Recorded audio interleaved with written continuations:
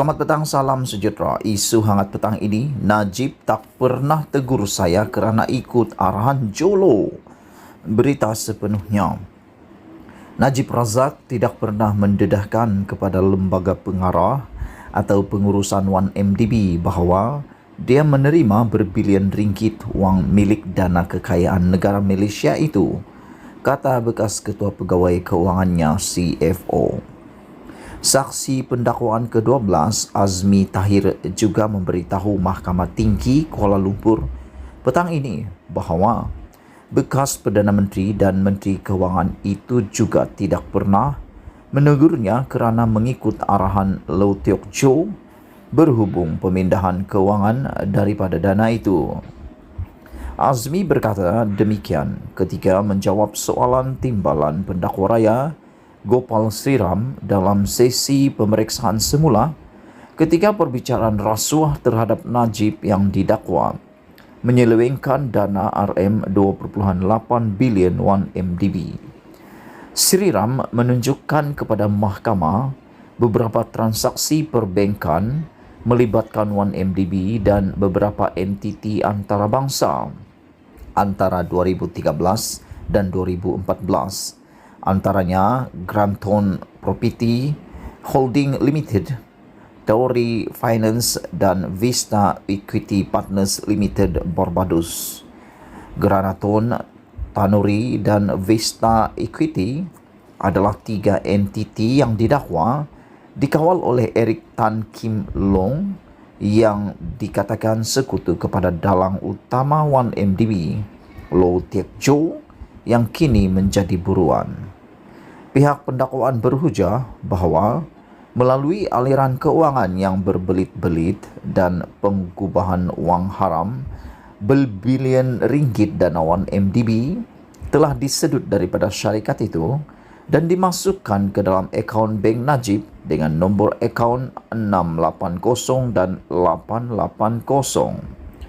Azmi ketika ditunjukkan pelbagai rekod bank oleh Sriram bersetuju bahawa AS 681 juta dana 1MDB dimasukkan ke akaun bernombor 694 milik Najib antara 21 Mac dan 10 April 2013. Saksi itu juga bersetuju dengan pendakwa raya bahawa lebih RM45 juta dana daripada 1MDB masuk ke akaun bernombor 880 milik Najib melalui 5 bahagian antara 23 Oktober dan 19 Disember 2014.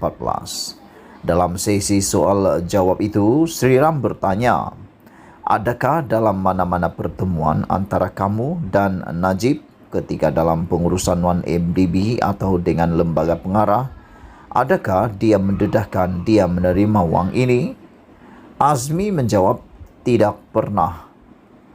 Ketika menjawab beberapa soalan Sriram, Azmi berkata dia tidak pernah menerima walau 1 sen pun daripada 1MDB sepanjang tempoh perkhidmatannya sebagai CFO dari 2012 hingga 2017.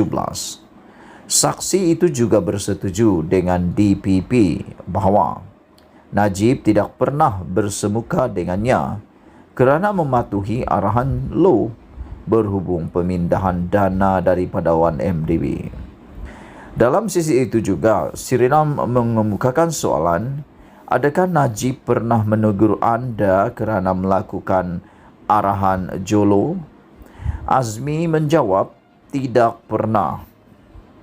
Sebelum ini, Azmi memberi keterangan bahawa dia mengikut arahan Jolo kerana percaya ahli perniagaan itu mewakili Najib.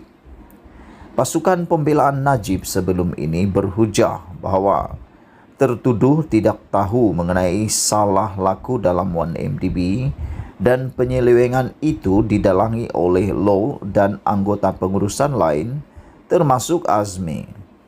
Sebaliknya, pihak pendakwaan mendakwa bahawa kesalahan dalam 1MDB dilakukan Jolo dan di bawah kuasa Najib. Prosiding di hadapan Syukuera diteruskan petang tadi dengan pasukan pembelaan meneruskan pemeriksaan balas terhadap bekas setiausaha syarikat 1MDB Lim Po Sheng yang merupakan saksi ke-18 pihak pendakwaan. Perbicaraan itu juga dijadualkan berlangsung esok hingga Khamis minggu ini. Najib dibicarakan atas 4 pertuduhan salah guna kuasa dan 21 pertuduhan penggubahan wang haram, membabitkan RM2.28 bilion dana 1MDB. Selain merupakan bekas Perdana Menteri dan Menteri Kewangan, Najib juga pernah menjadi pengerusi lembaga penasihat 1MDB. Sebelum kita berakhir, sila tinggalkan komen anda. Setiap daripada komen anda amatlah dihargai. Malaysia kita punya, kita jaga sama-sama. Cintai Malaysiaku, kita jumpa Selamat lagi. petang, salam sejahtera. Isu hangat petang ini, saya Melayu, Mahathir ancam Saman Zahid. Berita sepenuhnya. Bekas Perdana Menteri Dr. Mahathir Mohamad jarang mengugut hendak menyaman seseorang. Bagaimanapun kali ini berbeza sama sekali. Mahathir hari ini mengancam hendak menyaman Presiden UMNO Zahid Hamidi kerana mempertikaikan status kaumnya sebagai orang Melayu. Saya cabar Zahid untuk tunjuk bukti tentang identiti saya yang dipertikai diri saya, status bangsa saya sebagai orang Melayu. Jika dia tidak meminta maaf dan menarik balik fitnah itu, saya akan ambil tindakan mahkamah, katanya sambil menyifatkannya kenyataan Zahid sebagai memualkan. Mengaku mempunyai darah India, Mahathir menegaskan namanya diambil dalam kad pengenalan menggunakan bin, bukan anak lelaki.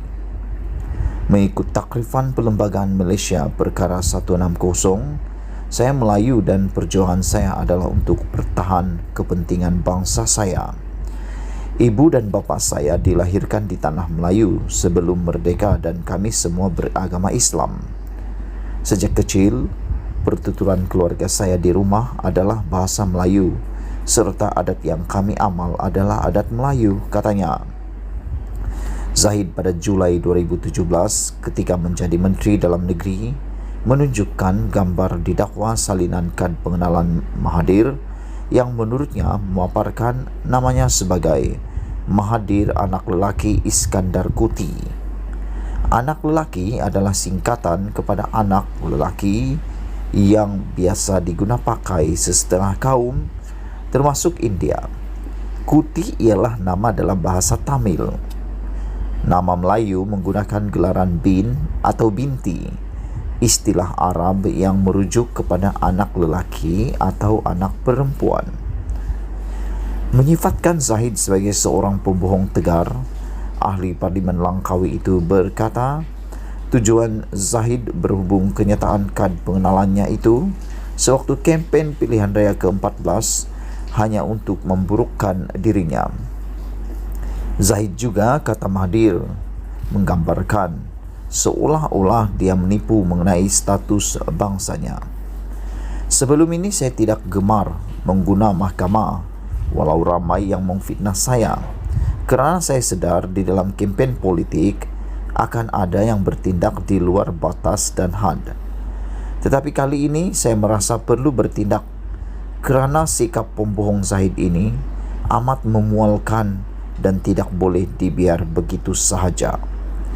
Ia bukan saja kerana ia merosakkan reputasi saya, tetapi penipuannya kepada penyokong UMNO dan orang Melayu lain demi untuk dia mahu kekal berkuasa amat berbahaya, katanya. Sekian isu hangat petang ini. Jangan lupa tinggalkan komen anda. Sila tekan butang subscribe untuk mendapatkan isu-isu terkini daripada channel ini. Sila tinggalkan komen dan share video ini untuk diketahui bagi semua orang. Sekali lagi, Malaysia kita punya, kita jaga sama-sama. Kita jumpa lagi. Bye-bye.